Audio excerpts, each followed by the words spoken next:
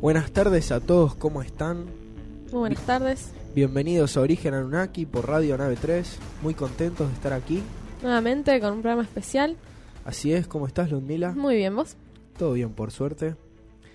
Bueno, como les adelantamos, estamos con un gran invitado. Desde España. Exactamente, David Perseriza. Un escritor sobre los Anunnaki y también astrólogo. Exactamente. David escribió, uno de sus libros que escribió es, por ejemplo, Los Anunnaki, creadores de la humanidad. Y seguramente habrán visto por internet, en YouTube, la saga Anunnaki que él también hizo. Exactamente.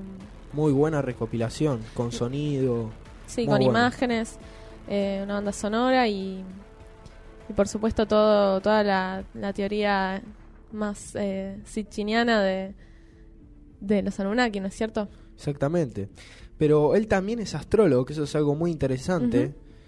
Nosotros conocemos una gran astróloga y nos interesa el tema, y escribió un libro al respecto, Iluminados por las Estrellas, se llama.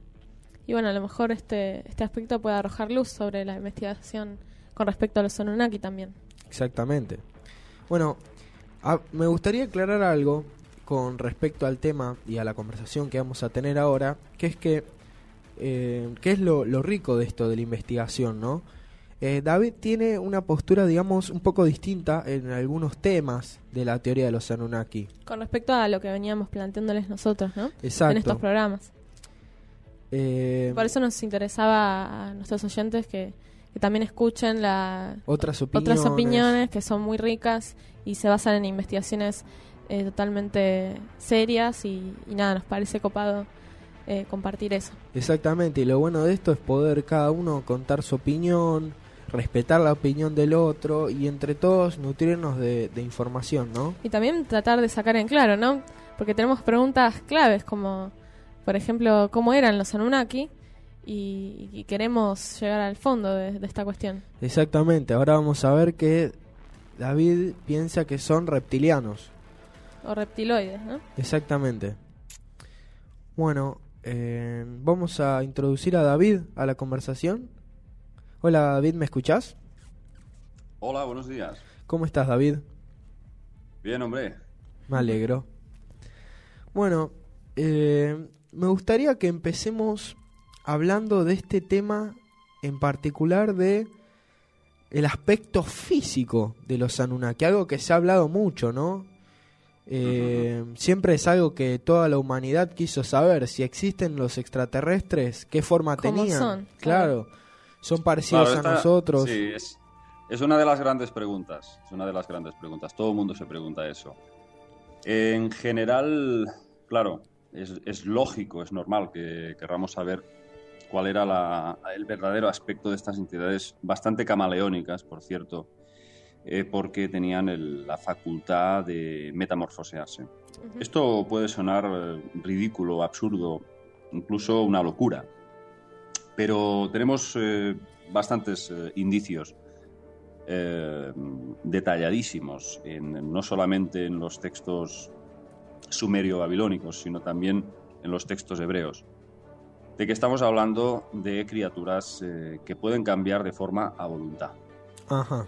Nos gustaría justamente... Y bueno, yo era un neófito en el tema bíblico, en estos textos hebreos no conocía demasiado. Sí que había leído algunas partes específicas de la Biblia, pero no me había interesado mucho en este aspecto. Hasta que conocí a David Kangá, que es un autor ecuatoriano. Sí, lo hemos entrevistado. Porque está realizando unas investigaciones asombrosas sobre los Anunnaki. Él mezcla los textos sumerio-babilónicos con estos hebreos y ha llegado a conclusiones increíbles. Por ejemplo, él dice que el mismísimo Yahvé, el gran dios judeo-cristiano, no era ni más ni menos que el propio Enlil. Sí, de hecho... El dios sumerio. ¿Nos escuchás, David? Sí, sí. No, que justamente en los capítulos anteriores lo estuvimos entrevistando a David Kangá y estuvimos hablando justamente de este tema de la figura de Yahvé, la figura de Jesús. Exactamente. Todos temas muy interesantes.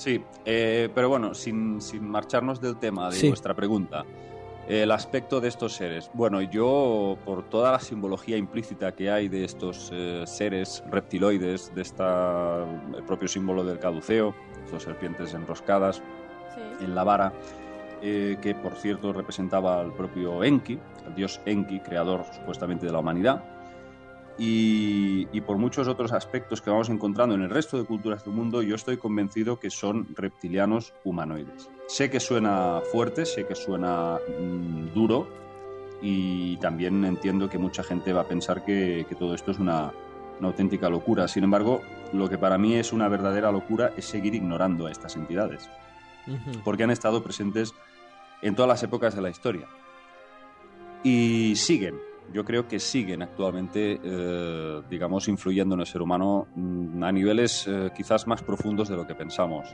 En nuestra psique, en nuestra forma de relacionarnos con la vida. Es una forma de manipularnos constantemente.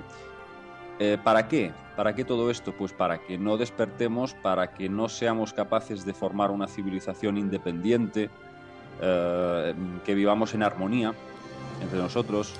Entonces, bueno, el porqué de todas estas religiones y toda esta manipulación, siempre nos encontramos con lo mismo. Unas entidades que no desean que el ser humano sea libre. Sí, es lo que veníamos viendo, los manejos que tenían al principio, ¿no? La manipulación de la información y tener que estar dependiendo del dios en las culturas más antiguas para, por ejemplo, poder tener buena cosecha, poder desarrollarse como una cultura. Siempre estaba la dependencia del conocimiento que el dios le proveyera para poder continuar o para poder sobrevivir momentos de crisis. Ya lo encontramos en el Génesis, ¿no? Yahvé dice, no vaya a ser que el hombre tome del fruto del árbol del conocimiento y llegue a ser como nosotros. Claro. Entonces eso ya es, si ya empezamos así, con el Génesis ya nos encontramos con ese interés en que no sepamos cuál es el conocimiento que no desean, pues hombre, ya es para sospechar de que siempre han ido por ahí los tiros, ¿no? Sí. Te cuento y sobre todo de hacernos convencer de que siempre tenemos que adorar a los dioses, realizarles ofrendas rituales, sacrificios de animales. Siempre vemos que en cierta forma somos un sustento energético para ellos también. Sí. El cerebro humano emite una serie de ondas que ellos aprovechan a nivel energético, y suele ser cuando sufrimos estados alterados de conciencia, generalmente a través de traumas, a través de dolor, a través de sufrimiento. La historia humana está escrita en sangre, y esto ya de por sí es una prueba de que hay unos seres interesados en que siempre estemos pasándolo mal. Ven, acá David nos está planteando otra mirada a la que nosotros le planteamos, o quizás que es más sitchiniana. Digamos, Sitchin a los Anunnaki no los ve en el sentido de los humaniza, digamos, en el sentido de que no cree que sean tan malos, ¿no? Ni que tan no, diferentes a nosotros. ni que puedan absorber nuestra energía, ni que estén interesados en nuestro mal. Él, digamos, que los ve más como que son como humanos que se pelean entre sí. Y hace diferencias, ¿no? Entre, como que algunos sí tienen intereses súper negativos con la humanidad, y hay otros que tal vez tienen intereses benéficos hacia la humanidad. A ver, sí es cierto que se peleaban entre sí, porque de eso hay crónicas en todas partes. Leemos el Atrahasis, que son textos babilónicos. Sí. Se explica la rivalidad que había entre estos dos hermanastros, Enlil y Enki. Enlil sería el comandante supremo, que digamos tendría el mandato supremo sobre la Tierra, y Enki sería pues un dios importante, pero dentro de la ciencia, porque era un científico, genetista, y también, digamos, hizo del hombre el depositario de todo conocimiento ancestral y espiritual. Bueno, nosotros... Entonces, ahí constantemente encontramos cómo se crean dos clanes, el clan de los enkiitas y de los enlilitas, ¿no? Sí, que están todo el tiempo peleándose. Y una diosa también muy importante, que jugó un papel muy importante, que fue Ishtar, o Inanna. Ishtar se llamaba en la versión acadia, Inanna en la versión sumeria. Sí. Entonces era esta diosa una diosa perversa, malvada, que también pues lo único que quería, igual que Enlil, era pues dominar a los humanos y aprovecharse todo lo que podía de ellos, ¿no? Y fue una rival de los hijos de Enki, sobre todo de Marduk. Entonces, bueno, sí, hay una rivalidad constante y sobre todo eso para mí es bueno, que haya rivalidad es bueno porque significa que no todos son tan malos como Enlil Yahvé, por ejemplo. Claro. Entonces, y además, cuando leemos que, por ejemplo, en los textos hebreos, Enoc, el libro de Enoc, concretamente, sí. Pues cuando es llevado al cielo por un carro de fuego, él entra dice, entré en el cielo de los cielos. Es como una forma figurada de decir que entró en una especie de nave que estaba dentro de otra nave. Tal cual. Una especie de nave nodriza que contenía otras más pequeñas, ¿no? Entró dentro y ahí es llevado ante la presencia de Dios, ante la presencia de Yahvé, ¿no? Y habla con él directamente. Y ahí vemos que, dice, pasé por una serie de estancias en donde había ángeles que estaban sufriendo castigos, eran torturados. Y él preguntó, ¿qué estáis haciendo con ellos? Dice, bueno, son ángeles que se han rebelado contra el Señor. Dice, están sufriendo un castigo. Dice, y bueno, ¿y qué han hecho? Dice, pues han intentado revelar la verdad al hombre, han intentado darles conocimiento prohibido. Con eso ya nos damos cuenta de que realmente ahí no todos son malos. Hay una serie de entidades, llamémosle los ángeles del Señor, según la Biblia, que estarían intentando pues liberar al ser humano. Bueno, menos mal, ¿no? Si no es que haya alguien que nos intenta. Bueno, nosotros siempre les planteamos la postura contraria justamente con respecto a si son reptiloides o no, más que nada porque por el hecho de que nosotros concluimos más o menos que la raza humana actual es la mezcla entre los genes Anunnaki y los de los homínidos, que bueno, no está bien en claro si es el Homo erectus o cuál, pero entonces si la mezcla fuese de genes Anunnaki con los genes de los homínidos que se estaban desarrollando naturalmente en la Tierra, si los Anunnaki fuesen reptiloides, a nosotros nos da la impresión de que nosotros también tendremos que tener una característica reptiloide. La tenemos. ¿Podrías hablar de este tema? Como para esclarecernos más. Sí, pero no te fíes mucho de o sea, lo que es la apariencia, porque ya te digo, tenemos en nuestro cerebro una parte que se llama el cerebro reptiliano, que rige precisamente la territorialidad, el sentido de conquista, de supervivencia, la agresividad implícita para sobrevivir y la frialdad absoluta. Y además, mi teoría personal es que, por ejemplo, no recuerdo ahora qué tanto por ciento de la población es psicópata, pero creo que estaría relacionada la propia psicosis con esta parte de nuestro cerebro, el cerebro reptiliano. Y eso es herencia de ellos, sin duda, es herencia de ellos. Pero el aspecto somos más mamíferos, evidentemente, claro. Y nos parecemos más al aspecto antropomórfico del mono, ¿no? Pero eso no significa que no tengamos esa procedencia. Hay hay más contenido genético de los homínidos que no de los reptilianos. Por eso hemos adoptado esta forma. Pero eso no excluye que en nuestra psique tengamos también ciertas características reptilianas. Y una pregunta, ¿no? ¿Cómo serían los híbridos? Porque también en la Biblia se cuenta mucho que Bueno, has sacado un buen tema.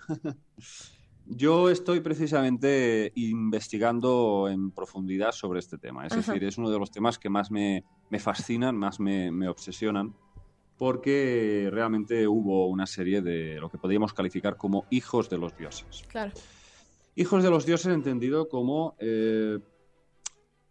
una serie de líneas genéticas que ya partían de esta raza, pero que además ellos se mezclaban sexualmente con algunas mujeres humanas y nacían lo que habían sido pues antiguamente los grandes faraones, los grandes emperadores y los grandes reyes, las líneas jerárquicas de la tierra que desde siempre nos han gobernado. Yo pondría a la cabeza de ellos al rey David. rey de Israel, que sin duda ya tenía unas características no humanas, absolutamente. ¿Y por qué? ¿Por qué? Bueno, pues básicamente, pues ahí se describe, se describe como David cuando nace ya es completamente diferente a sus hermanos. Es extremadamente rubio, de piel rosada, ojos azules, un aspecto muy, muy nórdico. Y así es como parece que se les relaciona un poco con los ángeles también. Claro. Hay algo relacionado, luego si quieres lo aclaramos, con la raza nórdica. Entonces, David se dice que cuando estaba a punto de luchar contra Goliat, el gran campeón de los filisteos,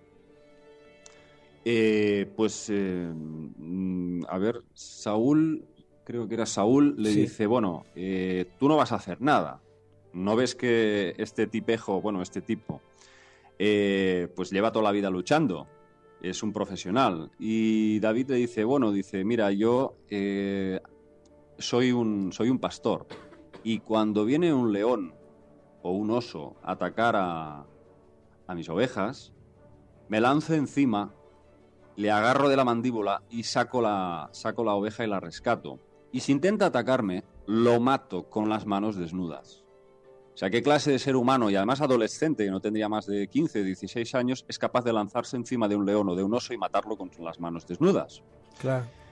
Muy interesante. Bueno, lo mismo con Gilgamesh. Gilgamesh, que fue rey de Uruk hace unos 5.000 años. Este tenía 2 tercios divino y 1 tercio humano. Sí, exactamente. Entonces, también salen grabados en los que se ve reflejado el propio Gilgamesh luchando contra leones. Los agarra con un brazo a cada lado. Sí, Un león agarrado con la mano. Sí. Entonces, bueno, hay más, hay mucho más. Luego podríamos hablar también de ¿cómo se llamaba? Es el Sansón. Sansón, que perdía la fuerza cuando le cortaban el cabello. Sí. Bueno, un ser humano capaz de derribar todo un templo empujando solamente los pilares, ¿no? Entonces, bueno, hay grandes personajes históricos. Creo que Alejandro Magno también está relacionado con este linaje secreto de los dioses. Luego leemos también el relato de Ziusudra, el Noé bíblico. Sí. Este tenía muchos nombres, también lo llamaban Utnapishtim. Sí. Y Adrahasis también. Sí. Entonces, bueno, lo vamos a llamar Ziusudra. Cuando nació, se describe perfectamente que, dice, cuando abrió los ojos, se iluminó toda la estancia. Dice, sus ojos eran como 2 soles. O sea, estamos hablando siempre de nacimientos de criaturas que emiten luz allá donde vayan. Parece que tienen como una especie de aura. Sí. Sus ojos son brillantes, deslumbrantes. Luego nos encontramos también con el nacimiento de Abraham. Abraham nació en una cueva. Dice, y cuando nació, se iluminó toda la cueva de un extremo a otro. Sí. Entonces, ¿de qué estamos hablando? Estamos hablando de entidades sobrenaturales que emiten un brillo, digamos, a nivel espiritual. No, evidentemente no, porque los seres de luz, los seres amorosos del universo, sí consiguen estos generar luz a través de su cuerpo. Pero estamos hablando de criaturas regresivas. Claro. Estamos hablando de seres que no son precisamente amor y paz y armonía, sino todo lo contrario.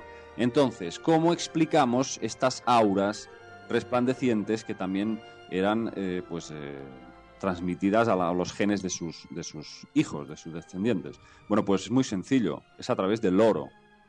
Los Anunnaki tomaban oro monoatómico, un oro destilado en la proporción que ellos conocían.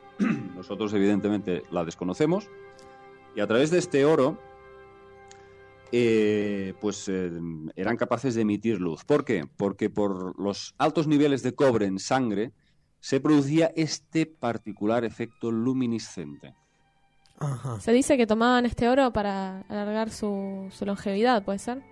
Exactamente, pero de eso podemos hablar más largo y tendido más adelante, porque estoy desarrollando una tesis Muy interesante. sobre este particular. Está buenísimo. Bueno.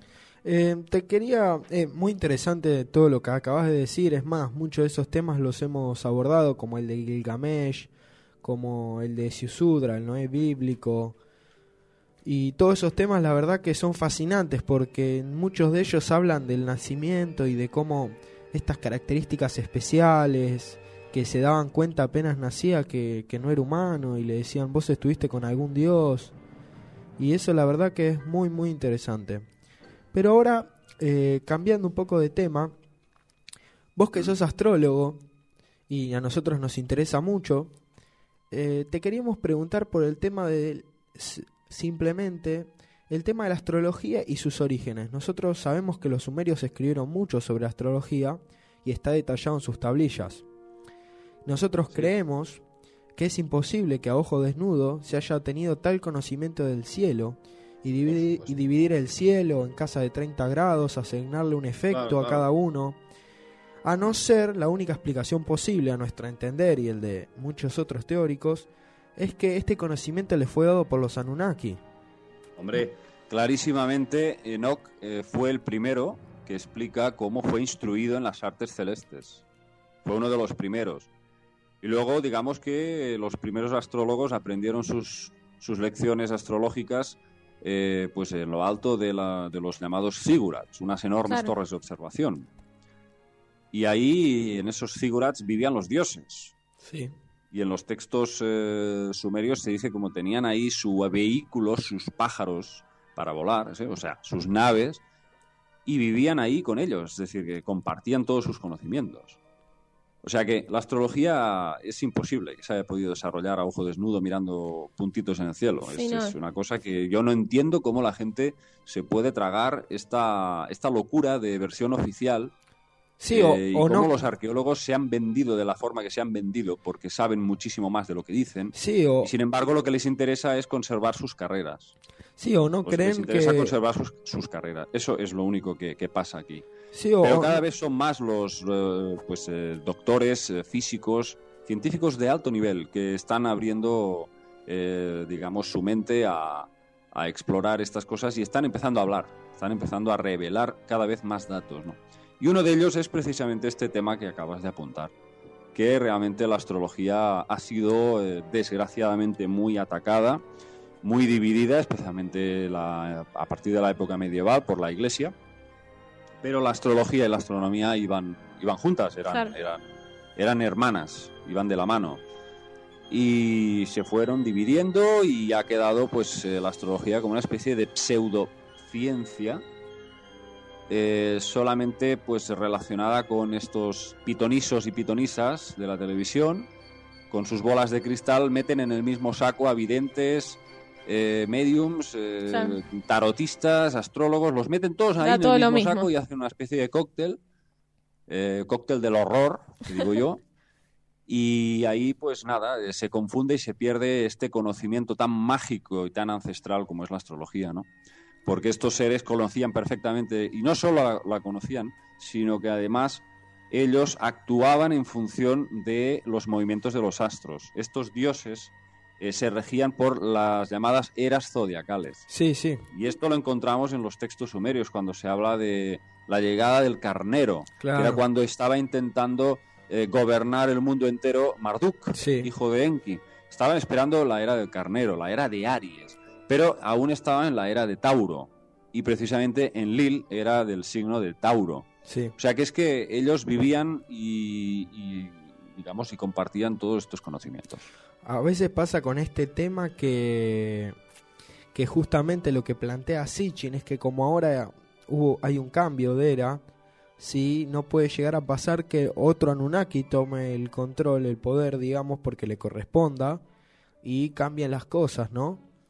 Este tema es muy interesante porque, como ese que contabas de Marduk, él, cuando pasa lo del holocausto nuclear y no afecta a su Mesopotamia, a su parte, y sí afecta a Sumer, a Babilonia, perdón, no afecta, todos los Anunnaki lo toman como una muestra zodiacal de que había llegado su era también, ¿no? Sí, yo estoy también en esa línea, ahora mismo no puedo por ahora decirte exactamente a dónde he llegado, pero estoy perfilando un poco en esta línea, Ajá. Bueno, que tocaría la llegada de la era de Acuario. Sí. Y entonces hay una serie de dioses que están relacionados con este signo. Pero hay que estar muy seguro antes de decir nada. Bueno, te vamos a hacer una pregunta y no nos la contestes, que vamos a la pausa y después no la contestás. Ok. La pregunta es, con respecto a Nibiru, que nosotros creemos, al igual que Sitchin, que es un planeta que cada 3.600 años pasa por nuestro sistema solar, tengo entendido que, si no me equivoco, es que vos crees que ese planeta no existe de la forma que Sitchin cree. ¿Por qué? Ahora vamos a la pausa y después nos contás qué pensás. Como habíamos planteado el bloque anterior, al finalizar, le habíamos preguntado a David este tema del planeta Nibiru. Él, por lo que tengo entendido, cree que no es un planeta, o que no es un planeta de la manera en que nosotros pensamos, que cada 3.600 años entra en nuestra órbita, en nuestro sistema solar. Y nos gustaría preguntarte, David, ¿qué pensás de este llamado planeta Nibiru, o planeta del cruce, o planeta X, como lo llaman los astrónomos ahora? Sí, bueno, es un tema muy polémico porque hay gente que tiene muy claro que existe, otros que simplemente lo niegan. Yo no lo niego, nunca lo voy a negar porque no hay una prueba fehaciente de nada, o sea, no se puede negar. Entonces, simplemente porque no lo hayamos detectado no significa que no exista. Eso es una tontería, ¿no? Sí. Lo que sí, hay un montón de gente que, desde luego, pues tienen una formación importante en astronómica, y yo pondría a la cabeza de ellos el químico inglés Andy Lloyd. Este señor afirma que nuestro Sol es binario, o sea, tiene un compañero binario, sería una enana marrón, o también llamada estrella oscura, y que transitaría no muy lejos de nuestro sistema solar y se entrecruzaría cada X tiempo. Andy Lloyd asegura que esta estrella marrón daría vida a otros 7 cuerpos celestes más. Ajá. Aunque él especifica que solamente 3 de ellos, 3 de estos 7 cuerpos, tendrían una masa lo suficientemente significativa. Esta enana marrón no sería Nibiru propiamente, según Lloyd, sino, digamos, un planeta de los que estarían circundantes. O sea, sería el planeta hogar de los Anunnaki, estaría cerca de esta enana marrón. Y, bueno, ¿dónde está? Bueno, pues ahí está el problema, ahí está, digamos, donde la matan. Hay, pues mira, 2 astrofísicos de la Universidad de Luisiana, John Matisse y Daniel Whitmore, que aseguran que Nibiru se encuentra detrás de la nube de Oort. Ajá. O sea, es un planeta escondido, y ellos lo han bautizado como Tyche. Básicamente viene a decir que estaría compuesto de hidrógeno y helio. Y dicen, se aventuran a decir que su temperatura rondaría los 73 grados bajo cero.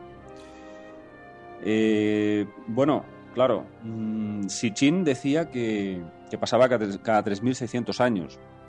Otros autores dicen que Sitchin era muy exagerado en las fechas, en la forma del cómputo del tiempo, y que no eran 3.600 años, sino 360 años. Pero si esto es así, cada 360 años tendríamos que haber visto algún tipo de anomalía gravitacional o haber visto algún tipo de cuerpo celeste acercándose, y no ha sido así.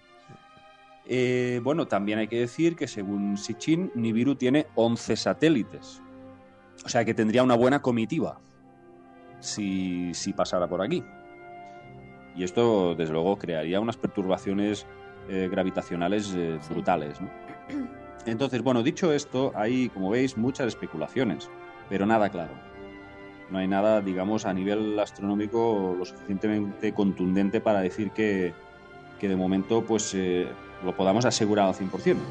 Claro. Pero es que, aunque Nibiru existiera, que yo no tengo por qué negarlo, yo no creo que propiamente los Anunnaki procedan de un planeta físico en tercera dimensión como el nuestro. Ajá.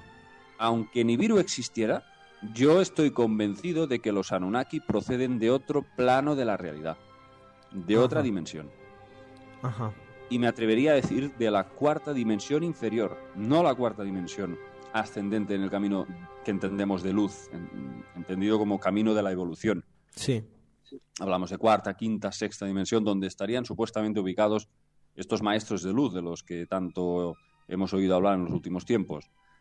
Y hay una serie de personas que canalizan mensajes de estos planos superiores. Sino que estaríamos hablando de la cuarta dimensión inferior, donde estos seres estarían vibrando en unas frecuencias más densas. Ajá. Entonces, pasándole un poco en blanco, digamos, David nos cuenta y piensa él que estos seres no vendrían de un planeta físico, sino que están en otra dimensión, digamos, en una vibrando en una energía negativa, por decirlo de claro, alguna manera. Pero eso no significa que no haya como punto de encaje este Nibiru. Ajá. Es decir, me explico, en la propia Tierra, si partimos de la base de que vivimos en multiuniversos, la Tierra sería el soporte físico en tercera dimensión, en este plano, pero a su vez sería también el soporte de otros planos que podrían estar coexistiendo entre nosotros. Sí, sí. Con lo cual, los Anunnaki podrían llegar hasta aquí a través de portales dimensionales. O bien, que los propios, los mismos Anunnaki también puedan proceder de este Nibiru, este supuesto planeta, pero no físicamente en tercera dimensión, sino ubicado en otro tipo de plano. Ajá. La verdad que muy interesante todo este tema. También conozco un autor que no cree en muchas cosas de las que dice Sitchin, no cree en los Anunnaki, pero escribió un libro que se llama, si no recuerdo mal, Nibiru. Si no existe, tendrían que inventarlo. Él hace una investigación y concluye de que todos los pueblos de la antigüedad hablaron de este planeta y de que sí o sí existió. Él no dice ni que existen los Anunnaki, no cree en ellos, ni nada, pero cree fervientemente que este planeta o este cuerpo celeste existe. Entonces vemos un montón de distintas miradas que la verdad son muy interesantes. Claro. Bueno, yo la verdad, por mi experiencia, negar la existencia de los Anunnaki es propiamente negar casi la historia. Sí, para mí también. Nuestra propia historia, porque hay más pruebas de los Anunnaki que no de Nibiru. Claro. Aunque muchos también dicen, otra más de las que circulan, de que Nibiru no sería más que un punto determinado en el cielo respecto a la Tierra, y que en función de cuando pasa Venus o pasa Júpiter puede ser cualquiera de estos dos planetas. Sí, la escuché esa también.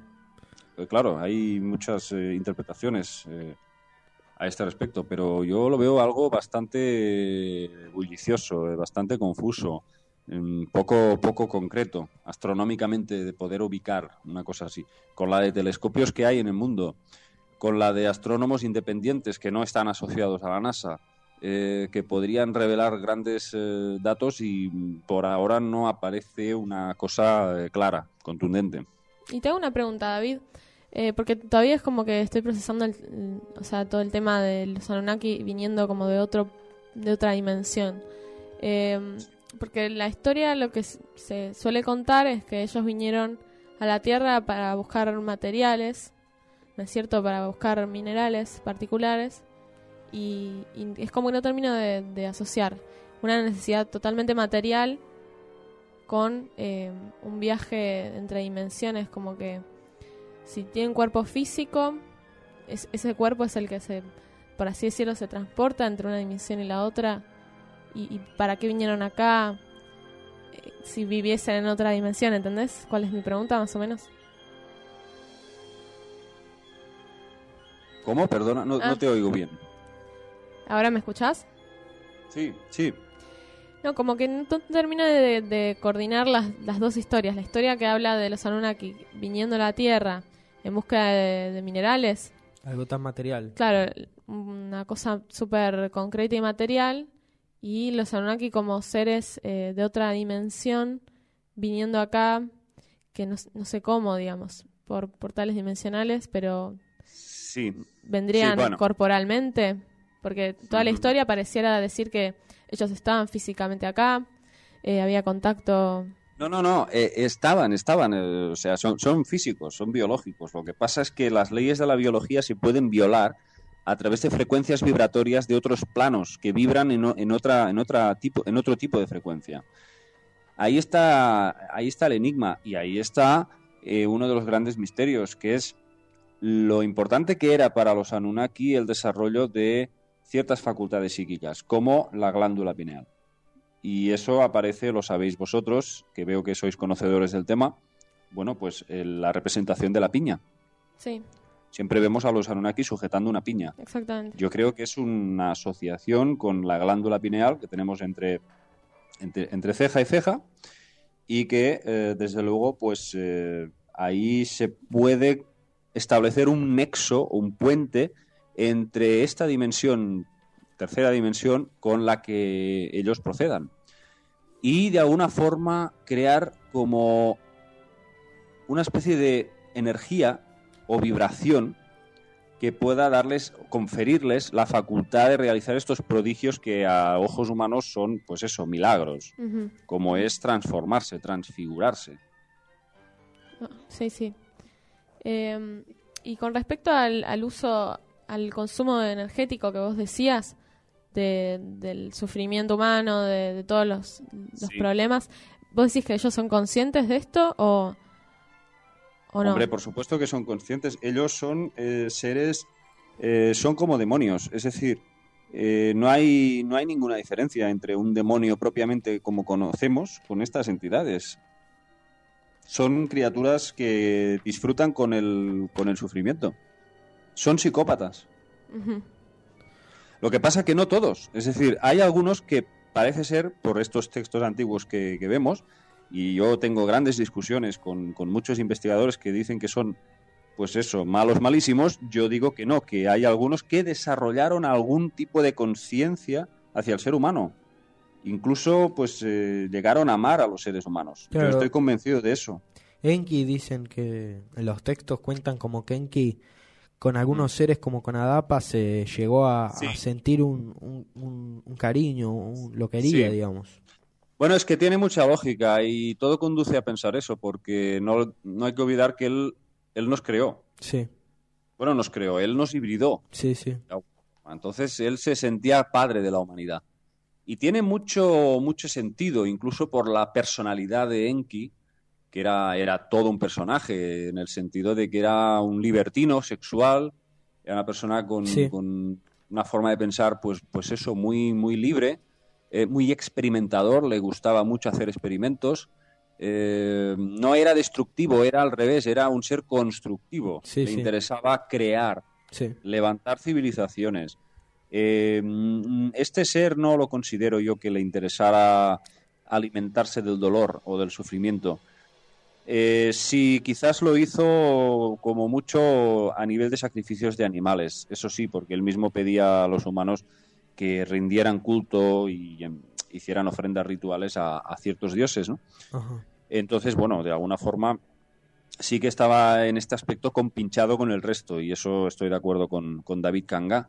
Lo que pasa es que a veces he tenido muchas discusiones con David, porque él dice que Enki también estaba metido en el ajo, ¿eh? Claro. O sea, Enki también estaría de una forma implicado con Enlil en este proceso de crear dolor en el ser humano. Yo en eso no estoy del todo de acuerdo. Sí que hay momentos que me ha hecho vacilar un poco, pero cuando uno va revisando los textos, se confirma una y otra vez que Enki fue, digamos, el que evitó ese...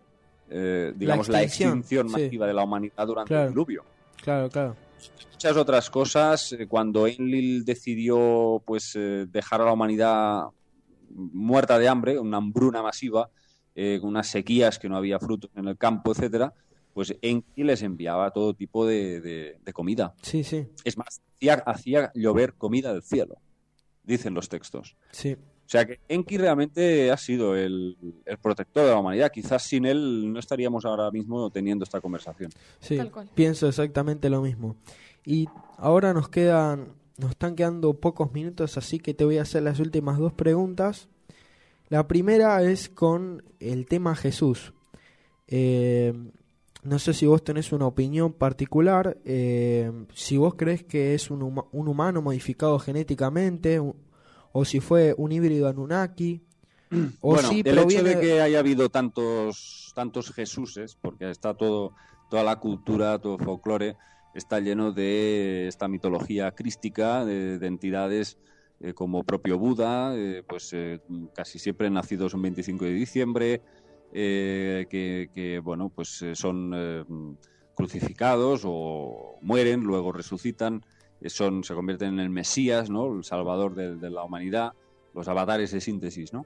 Entonces, bueno, que haya tanta simbología desperdigada en todo el mundo, me hace a mí pensar que hay algo sospechoso, ¿no? David Icke, por ejemplo, el británico, dice que Jesús nunca existió, que fue un montaje creado, digamos, por estas mafias.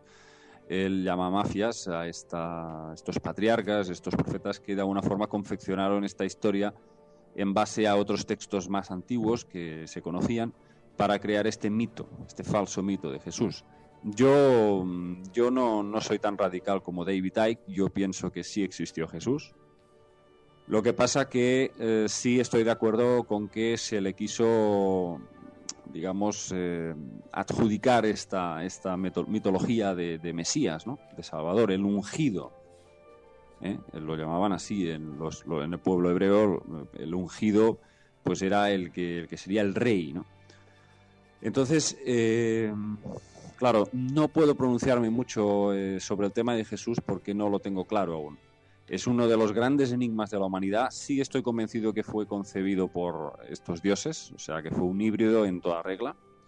Creo también que difiero mucho de ese aspecto físico que le dan el antiguo cristianismo, ese aspecto tan flacucho, tan delgado. Yo creo que Jesús era un hombre muy alto y muy fuerte, muy corpulento. Ajá. Mirá vos, qué interesante. Bueno, David, vamos al último corte y cuando volvemos te hacemos la última pregunta que tiene que ver con los textos hebreos y este tema de que los Anunnaki están mucho en la Biblia judía. Ahora venimos.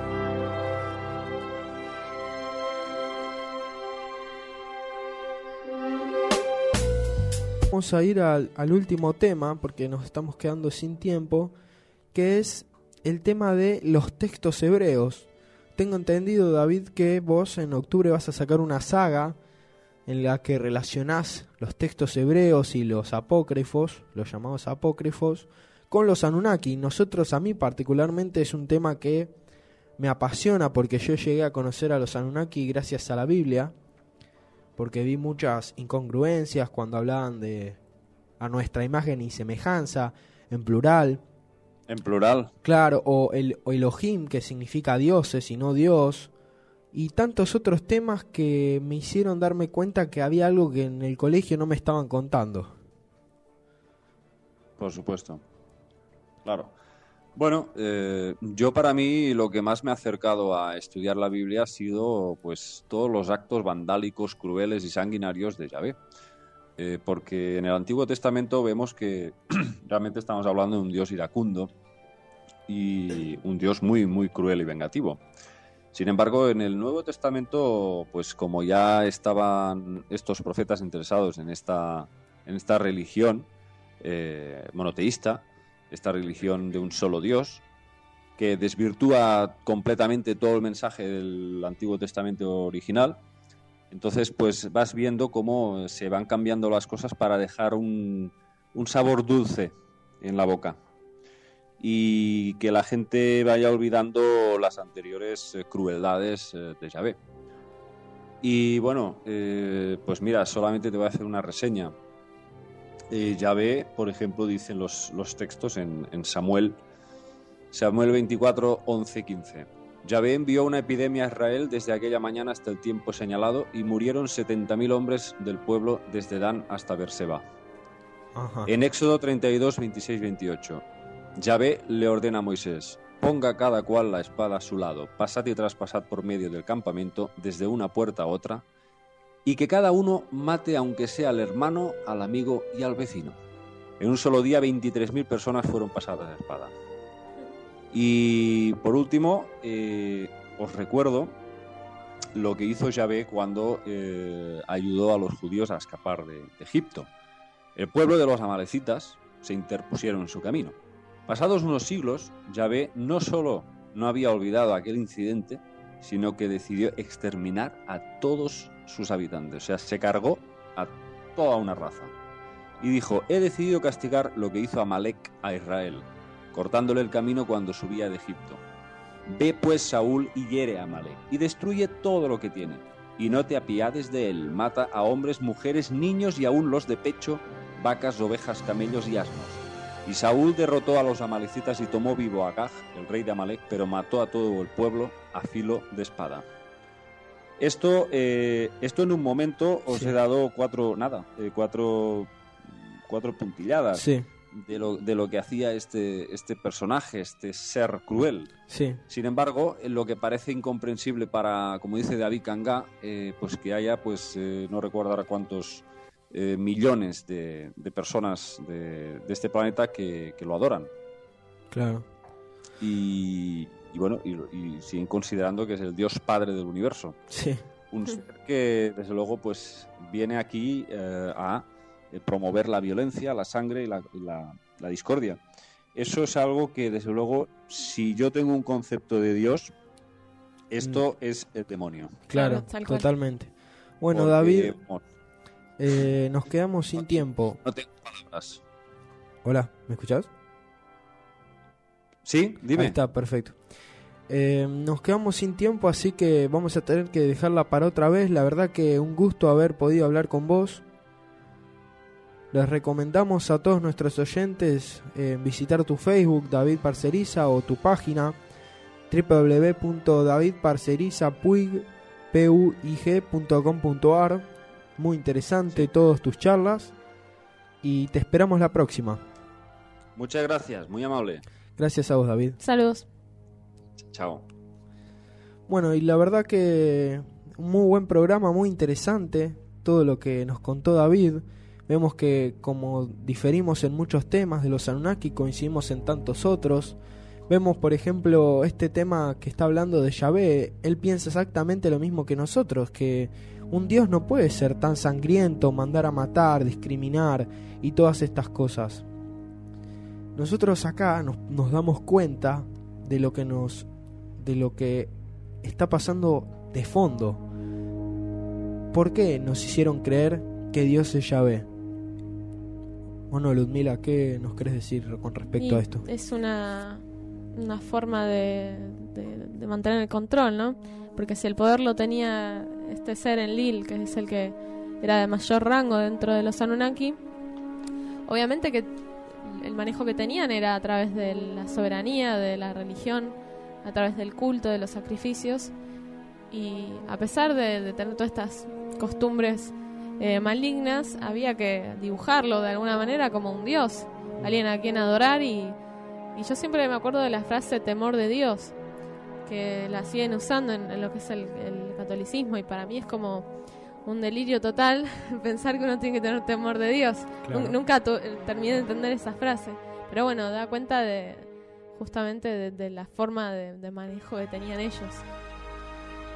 Bueno, espero que hayan disfrutado el programa y decirles nada más por último que gracias a todos estos autores, a estos investigadores, a estas personas que buscan arrojar un poco más de luz al tema,